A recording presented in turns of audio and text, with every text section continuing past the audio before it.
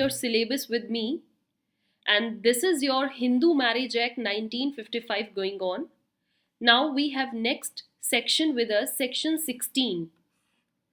After discussing what is void marriage, what is a valid marriage, what is a voidable marriage, what are the grounds of divorce and the special grounds that are available to women only, next we have topic of section 16, which tells us about the legitimacy of children of void and voidable marriages. ऐसी शादियां जो कि void हो चुकी हैं, completely नल हैं, या फिर ऐसी मैरिजेस जो कि वॉइडेबल हो सकती हैं, तो ऐसी शादियों से पहले अगर if any couple has begotten a child, if they have a child, so what will be its legitimacy?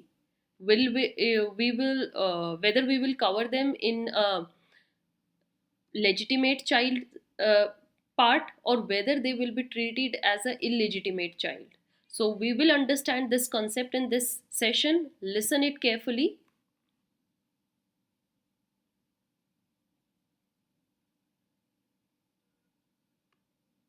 Here spelling of legitimacy is little wrong. It's L-I-G-I, not L-E-G-A. It's L-E-G-I-T-I-M-A-C-Y. Right, students? So, legitimacy of children of void and voidable marriages. What it implies कि शादी आपको पता है void और voidable marriages क्या होती हैं. जो स्टूडेंट्स ये मेरे साथ नहीं कवर कर पाए हैं या आपको पहले समझना है कि void marriage क्या है, voidable, तो इससे रिलेटेड लिंक मैं आपको टॉप पर दे रही हूँ. void marriages we covered in section 11. Go and watch this link, watch this session completely. And voidable marriages we covered in section 12. That is also very very important. इसका भी link मैं आपको top पर दे रही हूँ, जाइए और समझिए. Coming back to the topic, under the general law, a legitimate child is one who is born in a lawful wedlock. सबसे पहले हम legitimate child उसे बोलेंगे वो ऐसा बच्चा जो कि एक लॉफुल वेडलॉक से पैदा हुआ है. Lawful wedlock means husband and wife की शादी लॉ की नज़रों में एक वैलिड शादी है. Means they have no such ground कि जिसके बेसिस पर उनकी शादी को हम वॉइड करार करें या वॉइडेबल हो जाए. ऐसा कोई ग्राउंड नहीं है. उनके बीच की जो शादी है वो बिल्कुल वैलिड है, और वैलिड शादी में रहते हुए अगर उस कपल को कोई बच्चा हुआ है तो वो बच्चा लेजिटिमेट कहलाएगा. ये आप सब जानते हैं.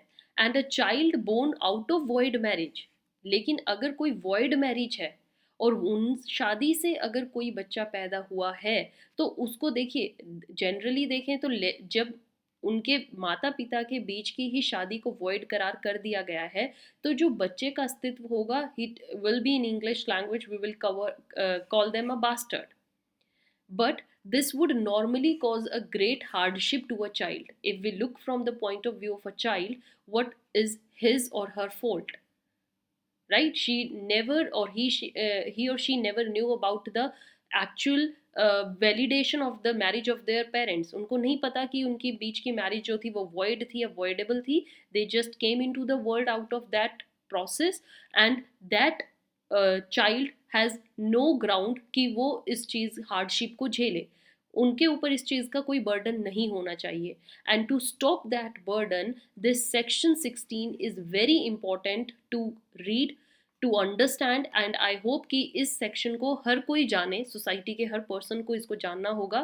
सेक्शन 16 स्पेशली ये प्रोवाइड करता है दैट चाहे पेरेंट्स के बीच की शादी नल हो, वॉइड हो, वॉइडेबल हो, वैलिड हो, डजेंट मैटर, चाइल्ड का स्टेटस जो होगा वो लेजिटिमेट चाइल्ड के बराबर ही रहेगा.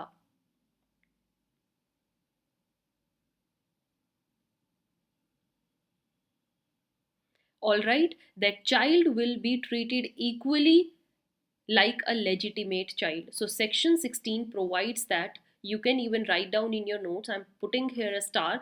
Notwithstanding जो मैरिज है वो later on जाकर नल या void करार हुई हो, या फिर under section 11, as I told you, section 11 void marriages के लिए है. आई होप आपने ये सेशन कवर कर लिया है. Any child of such marriage who would have been a legitimate child, अगर वो शादी बरकरार रहती, अगर वो शादी वैलिड ही रहती, तो वो लेजिटिमेट रहती, तो वो चाइल्ड भी लेजिटिमेट ही कहलाएगा. मीन्स आपको यहाँ पर एक समझना होगा स्टेप बाय स्टेप क्या है. Suppose a man and a women, they got married, और शादी होने के बाद उनको बच्चा होता है, बच्ची होती है, जितने भी होते हैं, number of child doesn't, there is no such bar on the number of child, वो जितने भी बच्चे होंगे, वो बच्चे होने के बाद पता चलता है कि उनके जो शादी थी वो किसी ग्राउंड्स की वजह से या तो नल है, मीन्स हम उसको वॉइड बोल देते हैं, या फिर वो शादी वॉइडेबल है, ऐसा कोई भी ग्राउंड कहे जाता है तो. और डिक्री कोर्ट से जो पास होती है, वो पास होने के बाद पता चलता है जो शादी थी वो वॉइड थी. Void means you know that sapinda relationship में शादी हो गई है, ब्लड रिलेशनशिप्स में शादी हो चुकी है, या फिर वो माइनर थे, कोई भी ग्राउंड जो हमने किए हैं इनमें, इनकी वजह से शादी वॉइड या वॉइडेबल करार की जाती है अगर कोर्ट द्वारा. तो जो ये बच्चे इस डिसीजन से पहले हो चुके हैं, दे हैव नो फॉल्ट, उनका कोई फॉल्ट नहीं है. why then burden should fall on them, why? So that's why इस चीज को रोकते हुए सेक्शन 16 कहता है कि रिजल्ट बाद में चाहे जो भी आए, अगर एक वेडलॉक से बच्चा पैदा हुआ है और तब तक वो शादी जो थी वो वैलिड थी, तो उन बच्चों को हम लेजिटिमेट करार ही देंगे, लेजिटिमेट ही कहलाएंगे. इट इज इमटेरियल वेदर और not a degree of nullity जो है वो मिली है ना मिली है, ये मैटर नहीं करता. Their status will remain same like a legitimate child.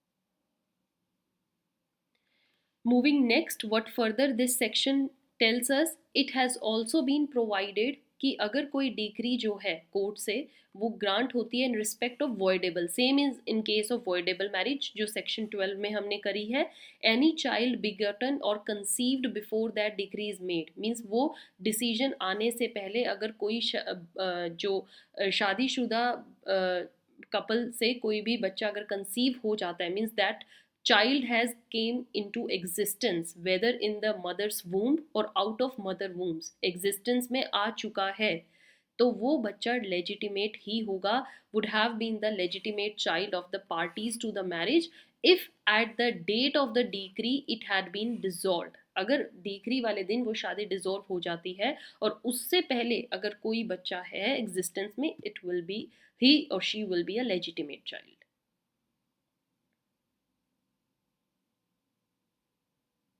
Instead of being annulled, या हम उस शादी को नल करार करें या वॉइड करार करें, वो लेटर ऑन की बातें हैं.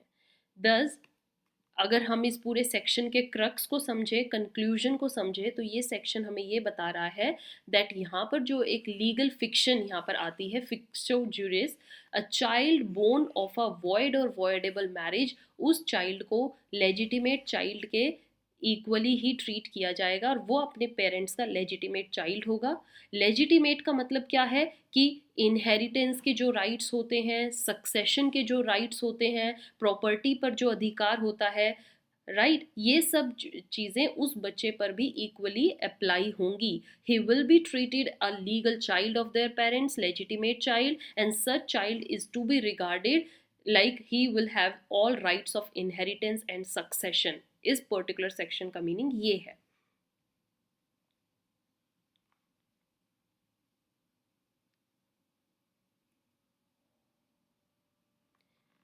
Then coming to the important judgements जो इस सेक्शन को यूज करके ली गई, उनमें क्या आंसर, क्या कंक्लूजन्स आई. इट मे बी नोटेड जो सेक्शन 16 है, that comes into play only if a marriage was proved to have taken place between a man and a woman. ये होना चाहिए कि मैन और वुमेन के बीच में एक्चुअली में वेडिंग हुई हो, शादी हुई हो, they must have been married, married का स्टेटस उन पर एक बार तो आया ही हुआ हो, तब उनसे वो जो चाइल्ड है वो पैदा हुए हो. बट अदरवाइज अगर सपोज कीजिए कि उनके बीच में शादी ही नहीं थी, राइट, सेक्शन 11 सॉरी क्या कहता है, when there has been no marriage at all, अगर मैरिज ही नहीं है तो सेक्शन 16 का तो कोई यहाँ पर इम्प्लीकेशन ही नहीं है. Section 16 will not apply in that case then. If there was no marriage at all, starting से ही अगर कपल मैरिड नहीं है and still they have baby, then section 16 will not apply on that case, because actually में starting में एक marriage होना ज़रूरी है, तभी उस चाइल्ड को लेजिटिमेसी का करार मिलेगा. So following the above principle, इसी प्रिंसिपल को लेते हुए सेक्शन 16 को मद्रास हाई कोर्ट ने एक बार एक चाइल्ड जो कि born out of void marriage था, उसके ऊपर जो एक अपना डिसीजन दिया वो ये था that child will share the father's property equally with other legitimate children, because child की लेजिटिमेसी पर कोई सवाल नहीं उठना चाहिए. I hope section 16 is now understood to you. It's now covered from my side. Then in next section we will move to next uh, section. Till then, keep watching, keep sharing. If you have any doubt, you can comment us, you can send us your queries through these ways. Thank you for listening. Don't forget to subscribe. Have a nice day. Thank you.